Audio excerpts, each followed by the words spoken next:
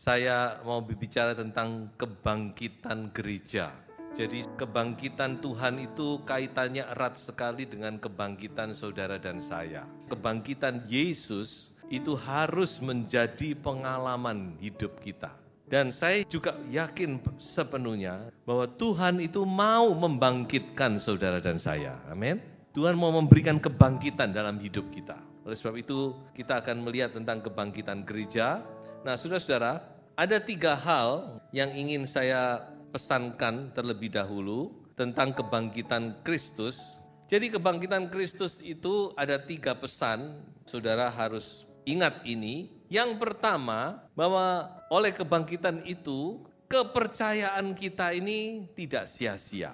Karena kebangkitan Kristus itu membuktikan bahwa Dia adalah Tuhan, Anak Allah yang berkuasa. Jadi Yesus itu bukan sekedar nabi, bukan sekedar manusia, tapi Dia adalah Tuhan. Dia adalah Anak Allah yang berkuasa. Itu yang dikatakan oleh kitab Roma. So itu yang pertama, saya mau katakan bahwa kepercayaan saudara dan saya itu tidak sia-sia.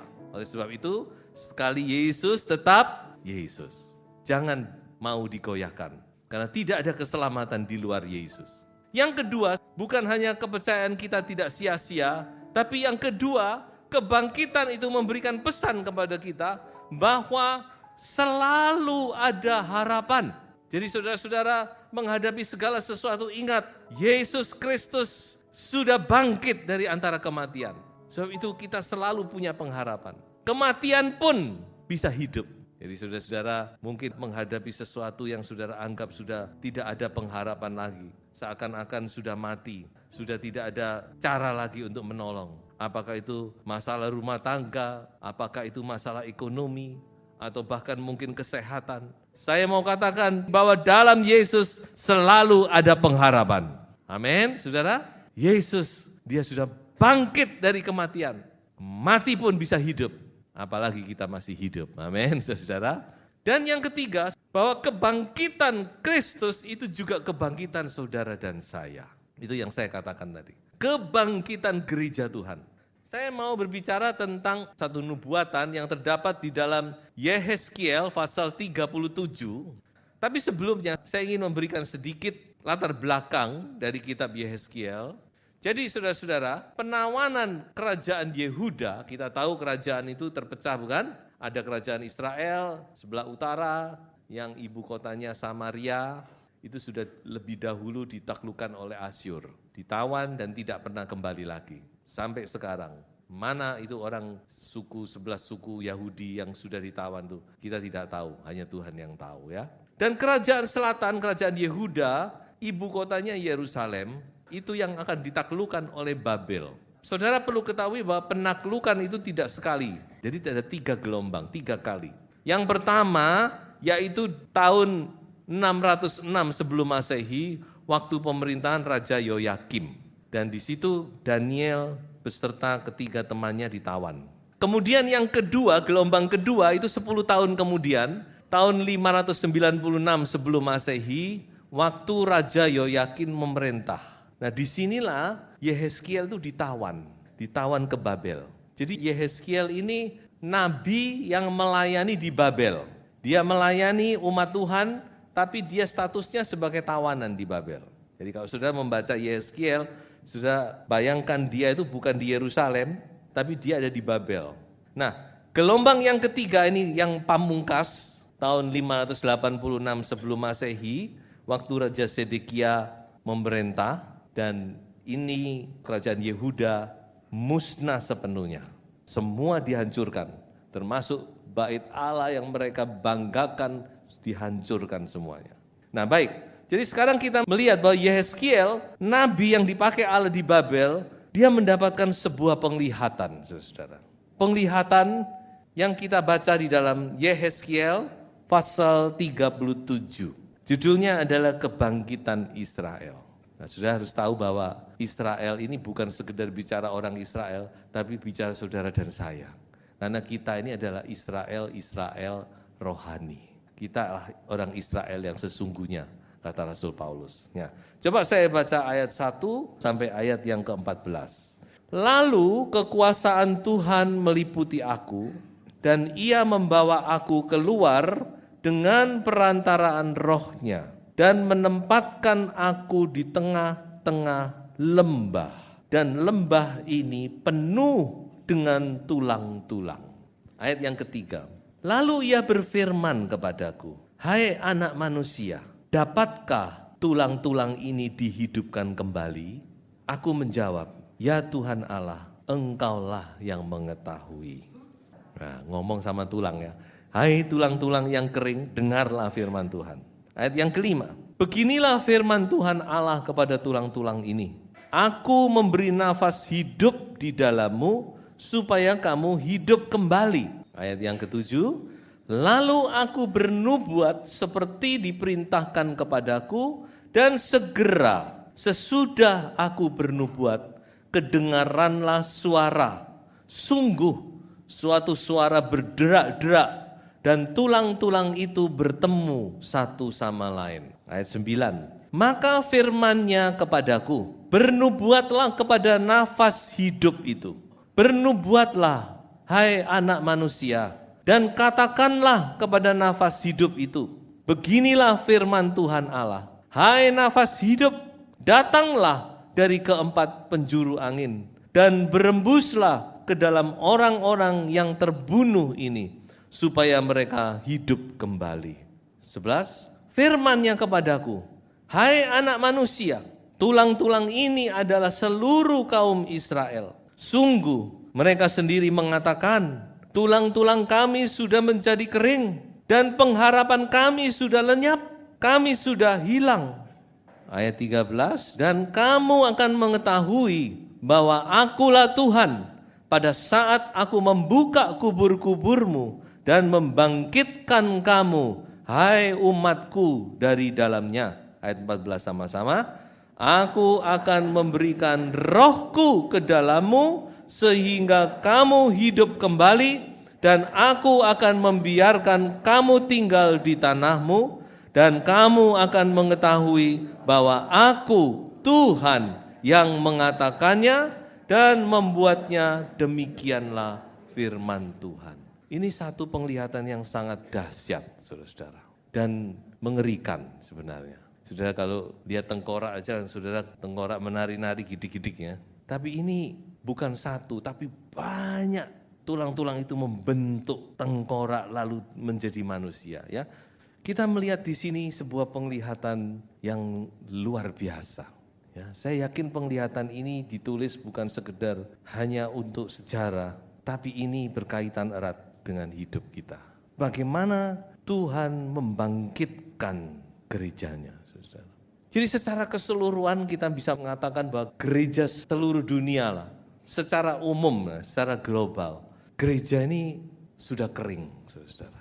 Dan keringnya itu dikatakan sangat kering. Tadi Yehezkiel dia dibawa melihat tulang-tulang yang sangat kering, dikatakan amat kering, very dry. Artinya sudah tidak ada lagi harapan. Ini tulang-tulang yang sudah tidak mungkin bisa diapa-apakan lagi. Paling dibakar, dikubur dan sebagainya. Lalu Tuhan berkata kepada Yehezkiel, kira-kira tulang-tulang ini bisa hidup lagi enggak? Dalam ayat yang ketiga, hai anak manusia, dapatkah tulang-tulang ini dihidupkan kembali? Can these bones live? Kita coba melihat sebentar keadaan ini, kita terapkan dalam hidup kita. Berapa banyak kali kita menghadapi masalah yang seperti ini?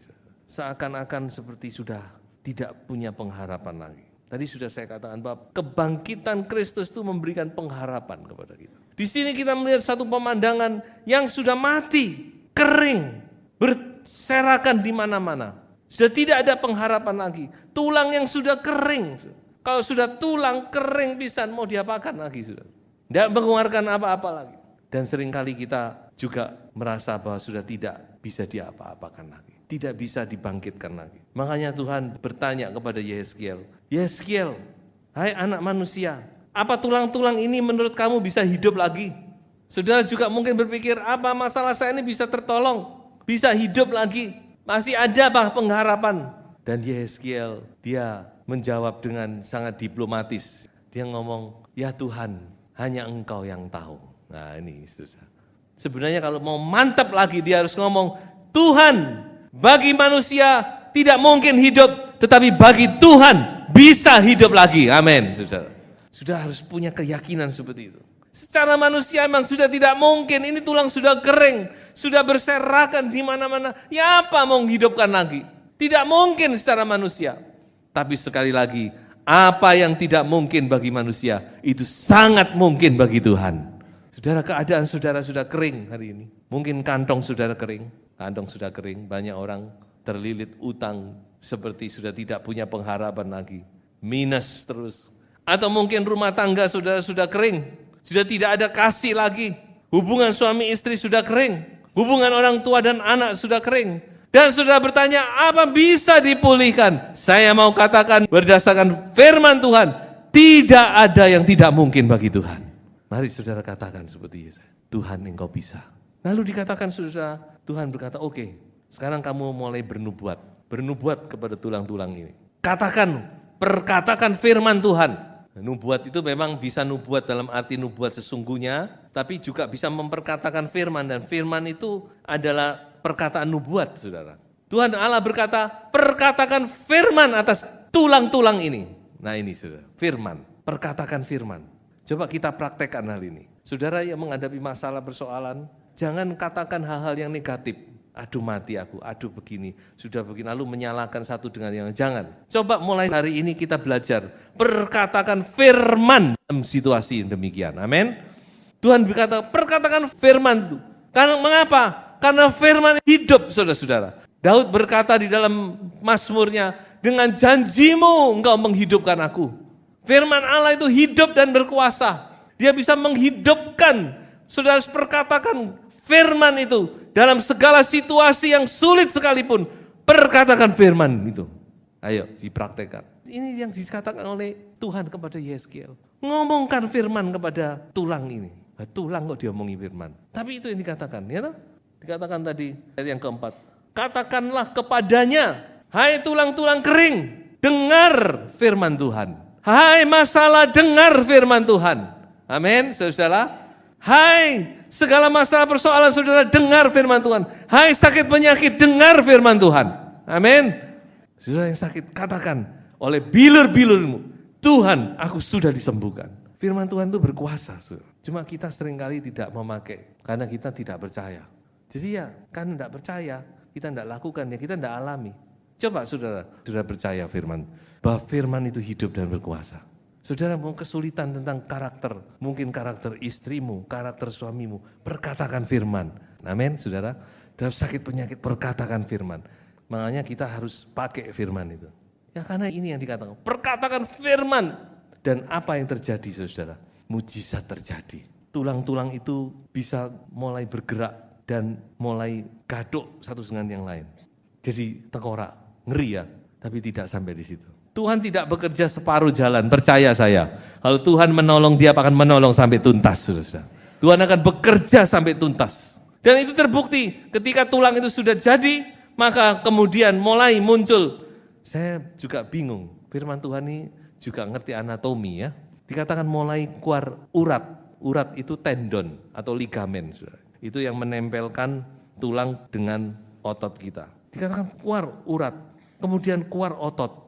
Sudah urut-urutannya itu betul, habis tulang sudah, urat atau tendon keluar, kemudian otot-otot keluar, dan terakhir baru ditutup dengan kulit. Jadilah manusia. Haleluya. Firman membuat kita menjadi utuh, dan firman itu bekerja dengan utuh, dengan sempurna. Dia tidak pernah bekerja separuh jalan. Tetapi masalah masih belum selesai. Mengapa saudara-saudara? Karena masih belum hidup. Nah ini di sini poinnya.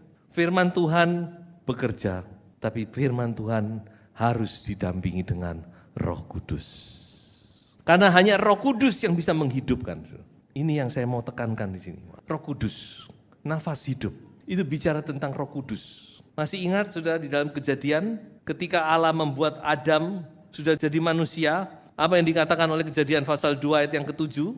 Maka Allah menghembuskan nafas hidup ke dalam lubang hidungnya, dan dia menjadi makhluk yang hidup. Bernafas. Nafas hidup yang daripada Tuhan. Tidak lain bicara tentang Roh Kudus. Pekerjaan Roh Kudus ini saudara-saudara, ini menghidupkan gereja. Kita perlu dua-duanya. Kita perlu firman. Karena firman itu juga perkataan Tuhan. Tapi jangan lupa saudara-saudara, Roh Kudus. Paulus sendiri berkata di dalam 2 Korintus pasal 3. Huruf itu mematikan, tapi roh itu menghidupkan. Kalau tanpa Roh Kudus, firman itu tidak punya dampak apapun juga. Ya sampai di situ saja. Jadi manusia utuh tapi tidak bisa hidup. So itu dikatakan oleh Tuhan kepada Yeskiel. Sekarang Yeskiel, kamu katakan kepada nafas hidup. Kalau tadi katakan kepada tulang, sekarang katakan kepada nafas hidup. Hai nafas hidup, datanglah.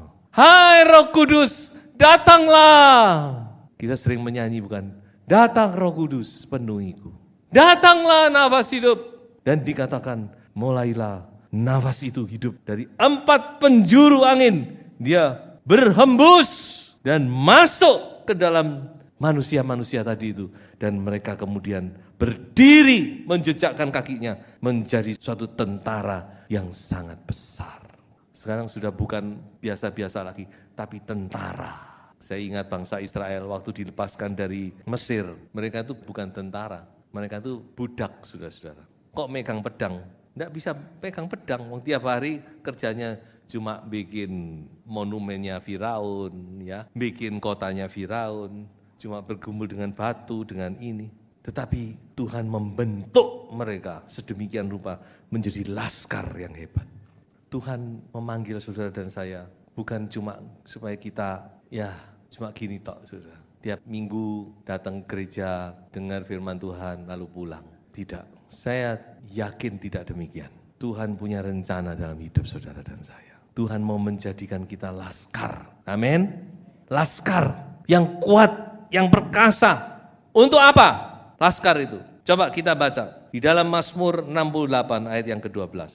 Tuhan menyampaikan sabda, orang-orang yang membawa kabar baik itu merupakan apa? Tentara yang besar. Saya yakin Tuhan mau menjadikan kita laskar untuk apa? Untuk membawa kabar baik. Membawa berita Injil kemanapun kita pergi. Sudah tahu gereja mula-mula itu, mereka memang baik, kompak, saling mengasihi. Cuma sampai satu titik mereka ini sudah mentok di situ. Ya cuma upuk-upuk di situ aja. Akhirnya Tuhan apa? Tuhan datangkan aniaya. Sampai mereka disebar. Kata mereka harus melarikan diri kemana-mana. Dan di mana mereka pergi, di situ mereka memberitakan Injil. Tadinya cuma satu Yerusalem. Tapi melalui Tuhan disebar mereka kemana-mana. Dan mereka benar-benar menjadi penginjil-penginjil yang luar biasa, yang handal. Jadi saudara-saudara mari, kita harus ingat visi kita. Bukan sekedar cuma di sini, tapi kita ingin juga menyelamatkan jiwa-jiwa. Good news, berita baik, kabar Injil itu. Kita bawa kemana-mana. Sampaikan kepada orang-orang yang membutuhkan. Saudara. Dunia ini sedang membutuhkan, saudara. Membutuhkan kabar baik. Yesus itu juru selamat. Beritakan tentang Yesus. Jadilah laskar. Kembali kepada ayat di dalam Yeskiel 37 itu. Dan kemudian dikatakan mereka menjejakkan kakinya menjadi sebuah tentara, suatu tentara yang sangat besar. Dan kemudian ayat 11 dikatakan pengharapan bagi kita semua. Ini yang saya sampaikan tadi. Seringkali kita bicara bahwa tulang-tulang kami seperti sudah kering, seperti tidak punya pengharapan lagi. Tapi ingat sudah di dalam Yesus Kristus selalu ada pengharapan. Saudara harus pegang Kristus, pegang firman Tuhan. Perkatakan firman Tuhan, berdoa, minta Roh Kudus. Gereja itu hidup kalau Roh Kudus bekerja. Tidak ada lain cara. Kalau saudara mau melihat gereja saudara alive, hidup, saudara harus berdoa. Minta Roh Kudus datang, minta Roh Kudus menjamah. Tanpa itu tidak mungkin. Sudah harus berdoa supaya Roh Kudus dicurahkan atas kita. Saya beritahu, hanya Roh Kudus yang bisa menolong kita. Tidak ada seorang pun yang bisa membuat pekerjaan Tuhan ini maju. Tidak ada. Kalau saudara mau melihat pekerjaan Tuhan ini maju terus berkobar-kobar api ini.